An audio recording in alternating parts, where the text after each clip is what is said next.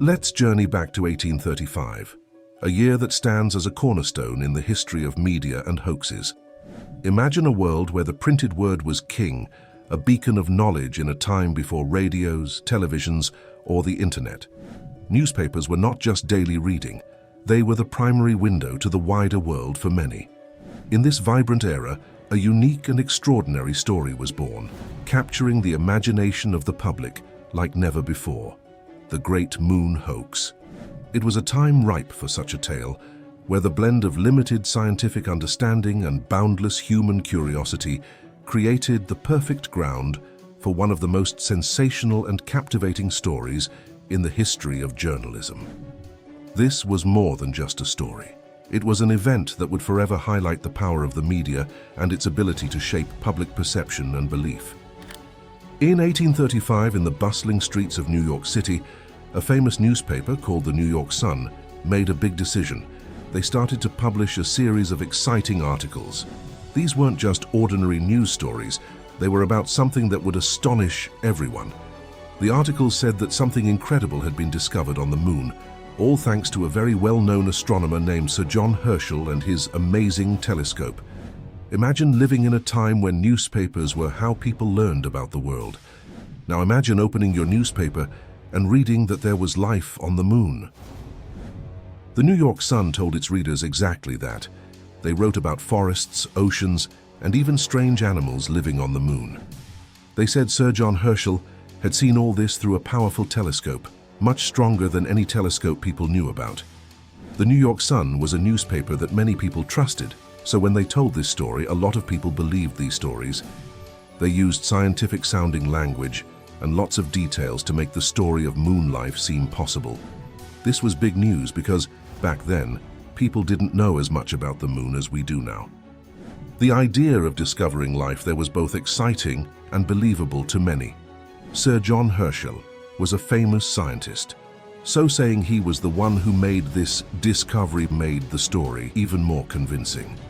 But why did the New York Sun write these stories? Newspapers always want to sell more copies, and an exciting story like this was sure to get attention. The idea was to make people so curious and excited that they would buy the newspaper just to read more about these incredible discoveries. The New York Sun wrote a series of articles painted a picture of the moon not as a barren, silent sphere in the night sky, but as a world teeming with life, as vibrant and diverse as Earth itself. The descriptions were so detailed and vivid that readers could almost see this lunar landscape in their minds. The article described a moon filled with astonishing sights imagined. Imagine a vast lunar forests, unlike any vegetation on Earth, with towering trees and exotic plants that seem to belong to another world. The moon, as described, was not a dead place, but a world bursting with strange and wonderful forms of life. Among the most remarkable creatures depicted were the batmen, beings that combined features of humans and bats. These creatures were said to have wings, allowing them to glide gracefully through the lunar skies. The thought of such beings, so similar yet so different from humans, was both thrilling and unsettling. It challenged the reader's understanding of what life could look like beyond our planet. In addition, the articles talked about other bizarre animals inhabiting the moon's surface. Some were described as resembling familiar Earth animals, but with fantastical twists that defied imagination. There were also descriptions of lunar oceans and beaches, complete with their own unique forms of marine life, adding to the allure of this otherworldly Eden. The key to these discoveries, as the articles claimed, was a powerful new telescope used by Sir John Herschel, a renowned astronomer. This telescope, far more advanced than any known at the time, supposedly allowed Herschel to see these wonders in stunning detail. The notion of such a device not only added credibility to the story, but also sparked a sense of wonder about the advancements in technology and what they could reveal about the universe. As the tales of lunar life spun by the New York Sun captivated the public, the scientific community began to harbor doubts. Skepticism slowly started to bubble up among those who understood the moon's environment and the limitations of contemporary astronomy. These experts began to question the plausibility of such detailed observations with the telescopic technology available in 1835. The articles described creatures and landscapes that seemed beyond the realm of possibility, even for an astronomer as renowned as Sir John Herschel.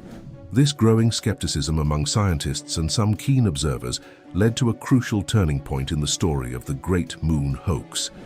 It soon became clear that the entire narrative so vividly depicted in the Sun's articles was not a groundbreaking scientific discovery, but a work of fiction.